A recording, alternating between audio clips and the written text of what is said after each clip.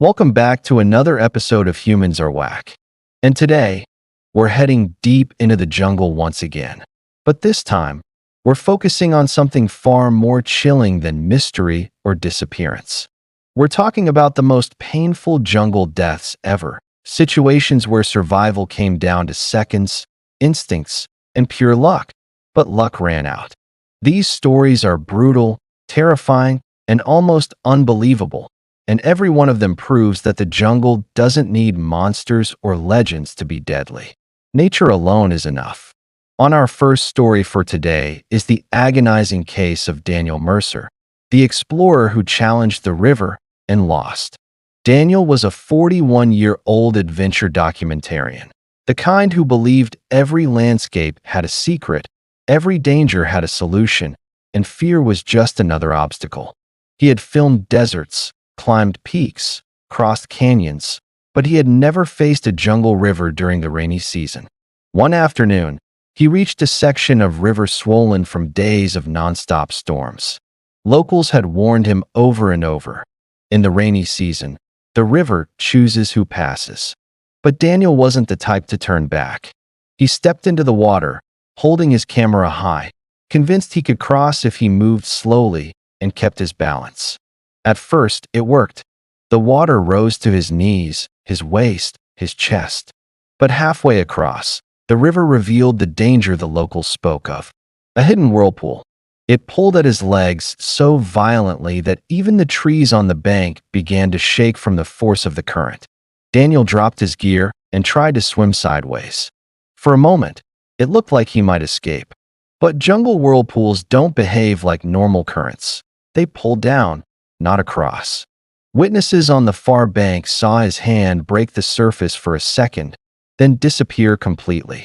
Divers searched for 2 days. When they finally recovered his body downstream, it showed exactly what he went through. He wasn't just pulled under. He was slammed against underwater rocks again and again. The force of the whirlpool left marks across his body, showing just how violent his final minutes were. What makes Daniel's story so painful is that he saw the danger too late, and once the river grabbed him, there was no fighting it. No strength, no skill, no experience. The jungle doesn't care what you survived before. It only cares who survives today. On our second story for today is the brutal fate of Lena Carver, the tourist who mistook a predator for a prop. Lena was a 29-year-old travel vlogger visiting a remote jungle resort famous for its wildlife. The place had viewing decks, guided tours, and, unfortunately, a habit of placing wooden animal statues around the property for decoration. And that is where the mistake began. One morning, while exploring a quiet jungle walkway, Lena spotted what she thought was a beautifully carved crocodile statue lying half-submerged near the water's edge. It wasn't moving. It wasn't growling. It looked still, too still. So she did what any overly confident tourist with a camera might do. She walked right up to it. She even joked on video, "These carvings look so real." But this carving blinked. Crocodiles in the jungle stay perfectly still for hours, blending into mud and shade until prey is close enough for a single explosive strike. And Lena stepped right into range. The attack happened so fast that she didn't even have time to scream properly. Just a sharp inhale and the sound of splashing water. Crocodiles don't kill by biting. They kill by dragging. They grabbed her leg, spun her in a violent death roll, and pulled her under in seconds. Tourists nearby heard thrashing but couldn't see her, only churning water and ripples fading into silence. Her body was recovered later downstream, showing exactly what those rolls do. Bones shattered, joints dislocated, massive tearing injuries. The kind that come from being spun like a rag doll in the jaws of a reptile built for violence. What makes Lena's death so painful is that she wasn't being reckless. She was simply wrong. One wrong assumption, one wrong step, and the jungle didn't forgive.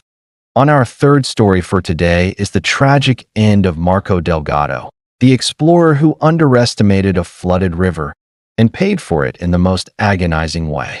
Marco was a 41-year-old survival enthusiast, the kind of person who believed no jungle challenge was too big for him.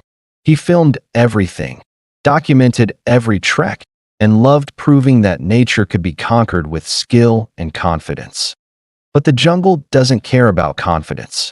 During one rainy season expedition, Marco reached a river that was normally easy to cross, shallow, calm, barely knee-deep. This time, though, the water was brown, rising, and roaring with force. His guide begged him to wait. The entire team refused to cross. But Marco wanted a dramatic video moment. He wanted to show how technique beats danger. So he stepped in. At first, it looked manageable.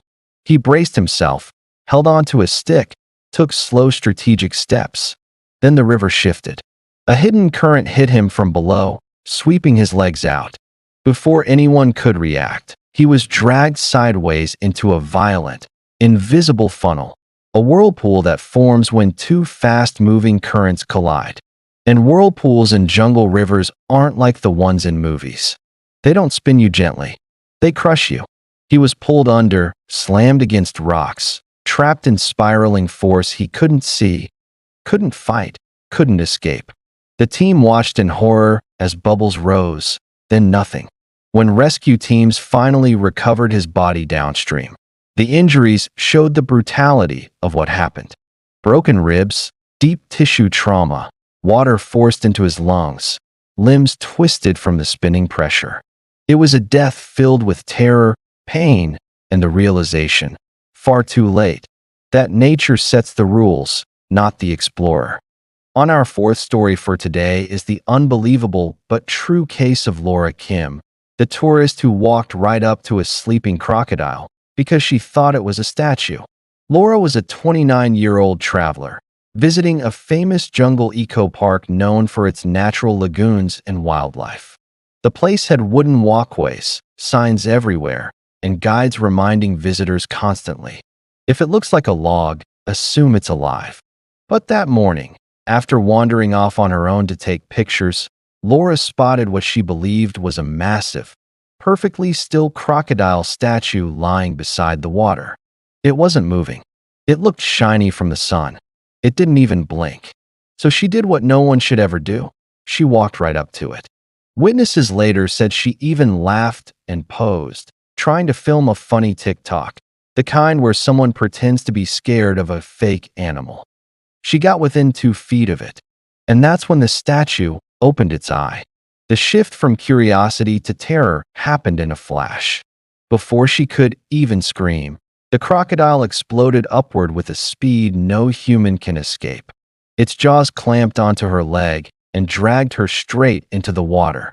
Crocodile attacks are some of the most painful deaths in the animal kingdom, not because of the bite alone, but because of what comes after, the death roll. The crocodile spun her violently underwater, twisting bone, tearing muscle, shredding everything it grabbed.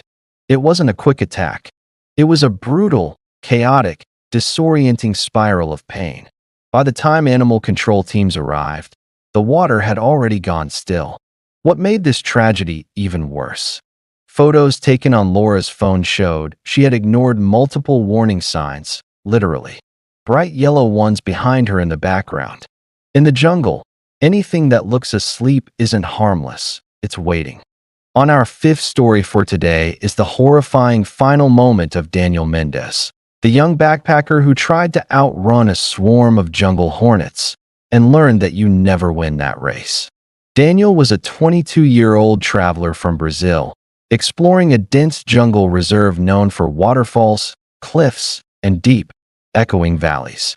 He wasn't reckless, just curious, energetic, and always pushing for one more photo. That day, he and 2 friends followed a narrow path toward an abandoned wooden lookout tower. The forest was quiet, too quiet.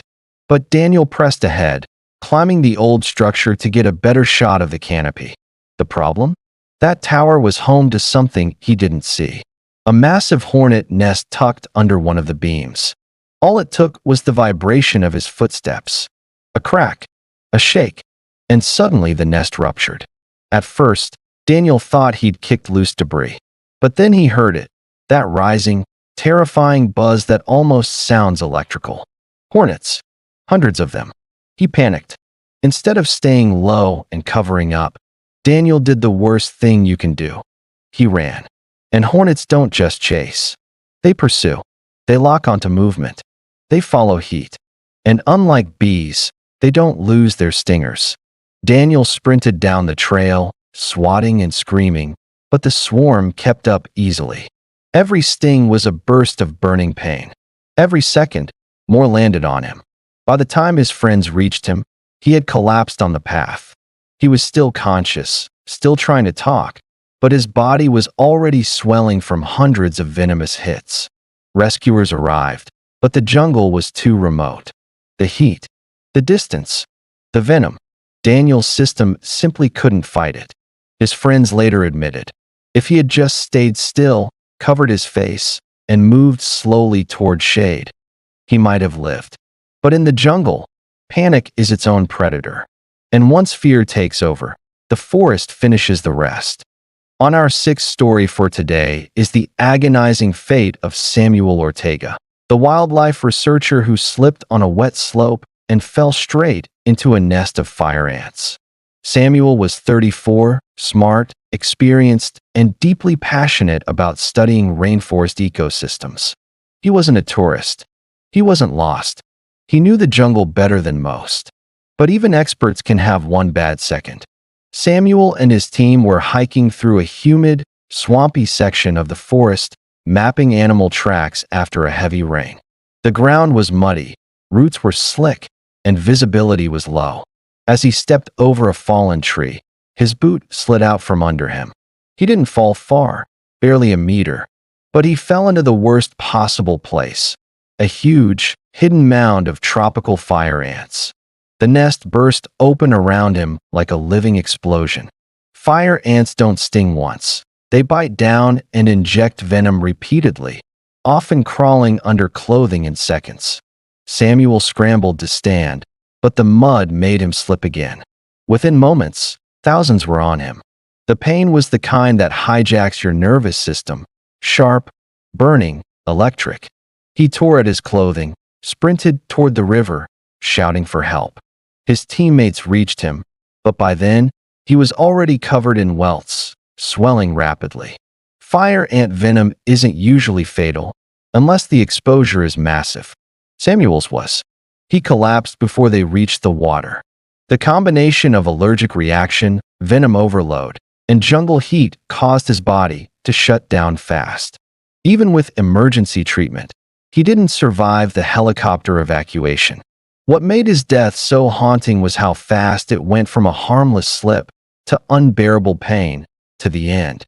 In the jungle, the smallest creature, the one you never notice, can be the most dangerous of all.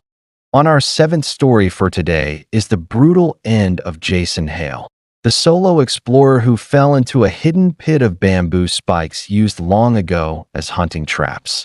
Jason was a 38-year-old survival enthusiast, the kind who believed he could handle anything the jungle threw at him.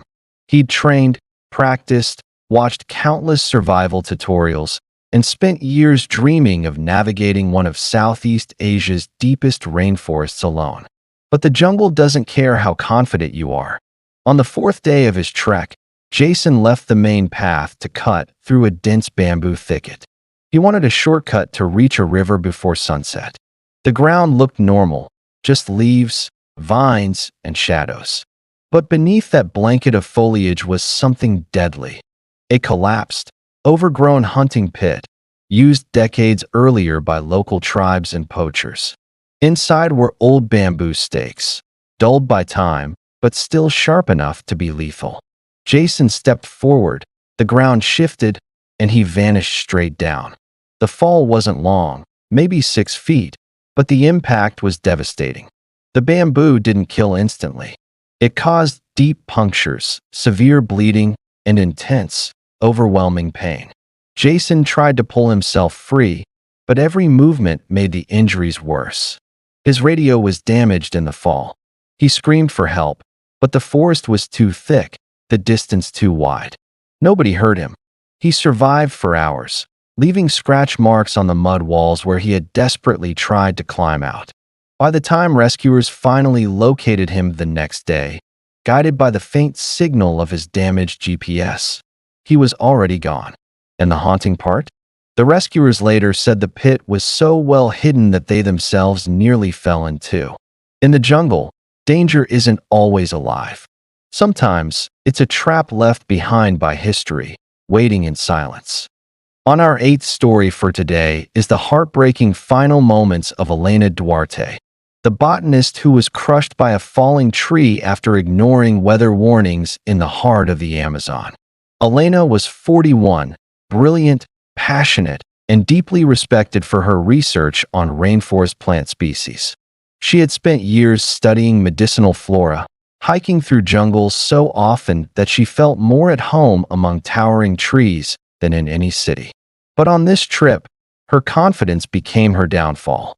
A powerful storm had been forecasted for the afternoon, the kind that turns the jungle into a violent, unpredictable battlefield of wind and falling debris.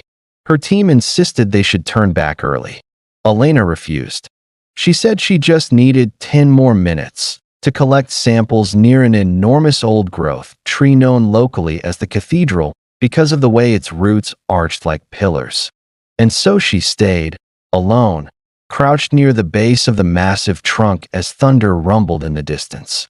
What she didn't notice was the subtle cracking above her, a sign that the tree, weakened by age, rain, and lightning damage, was beginning to lean.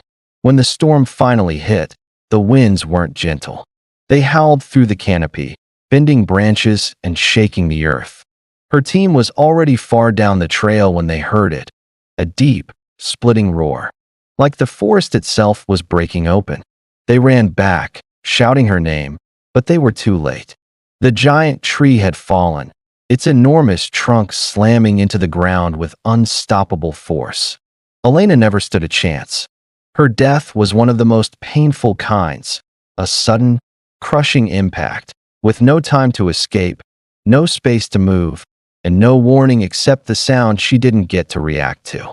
The most tragic part? If she had left with the team just minutes earlier, she would have lived. In the jungle, even the trees, the things that seem still, ancient, and peaceful, can become killers. On our ninth story for today is the agonizing end of Marcus Feldman, the photographer who slipped while crossing a river and was pulled into a whirlpool hidden beneath the surface. Marcus was a 32-year-old wildlife photographer known for chasing the perfect shot, the kind that required patience, bravery, and sometimes too much risk. He'd traveled to a remote jungle in South America to document rare river animals, specifically giant otters and freshwater dolphins. But the river he chose wasn't a gentle one. Locals warned him that after heavy rain, the currents turned unpredictable. Some areas looked calm on the surface, but underneath hid violent spinning pockets of water. Natural whirlpools formed by rocks, debris, and sudden drops in depth. Marcus didn't listen. He wanted a closer angle. He stepped onto a wet log stretching partway across the river, and that was his mistake. The log rolled. His foot slipped, and he plunged straight into the water.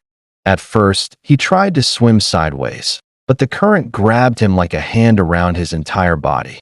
Within seconds, he was dragged underwater into a swirling, churning pit that twisted him like a rag doll. Whirlpools don't just pull you down. They slam you against rocks. They spin you until you can't tell up from down. Every breath becomes a burning panic. Every second, your strength fades. By the time his team reached the riverbank, Marcus had already disappeared beneath the foam and muddy water. Divers found him hours later, wedged between submerged branches, battered, exhausted, and long gone before they even arrived. What made his death so painful was how slow and violent whirlpools are. There's no quick impact, no sudden end, just relentless force, pressure, confusion, and drowning in complete darkness. Marcus loved the jungle, but the river didn't love him back. On our 10th and final story for today is the horrifying tale of Isabella Torres, the hiker who tried to swing across a river using a vine, only to fall into the jagged rocks below. Isabella was 28, an experienced hiker and adventure vlogger who often shared her jungle treks online. She had climbed cliffs, crossed rivers, and navigated dense forests with skill and confidence. But confidence in the jungle can be deadly. During a deep jungle expedition, Isabella reached a wide, fast-moving river. She spotted a thick vine hanging over the water, a natural swing. She believed she could grab it, swing across, and land safely on the other side. Her friends warned her. Local guides shouted. But Isabella, driven by adrenaline and the promise of a perfect shot, didn't hesitate. She leapt. For a moment, it worked. She grabbed the vine. She swung. And then, it snapped. Isabella fell several meters into the river below, hitting jagged rocks hidden beneath the surface. The impact alone was brutal. The current then pulled her downstream, tossing her against more rocks and debris. She was trapped, battered, and completely at the mercy of the jungle. Her friends and rescuers tried everything to save her, but the injuries and river currents were too severe.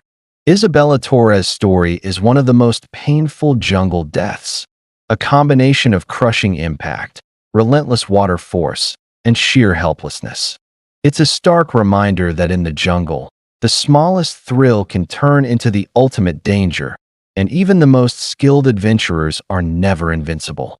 And that wraps up our countdown of the most painful jungle deaths ever. Stories that are shocking, terrifying, and a chilling reminder of how quickly adventure can turn deadly. From explorers swept into hidden whirlpools, to hikers misjudging rivers, to travelers stepping too close to predators or deadly plants. These stories prove one thing clearly. The jungle is merciless, and one mistake can cost everything. Remember, it's not always the animals, the water, or the terrain that's the deadliest. Sometimes it's human error, overconfidence, or one split-second decision that determines survival. If you're watching this episode, we want to hear from you. Comment below with where you're re-watching from and what time it is. We love seeing our global humans, our WAC family in action. And don't forget to like, subscribe, and hit the bell so you never miss another jaw-dropping story. Stay curious, stay safe, and remember, in the jungle, there's no room for mistakes.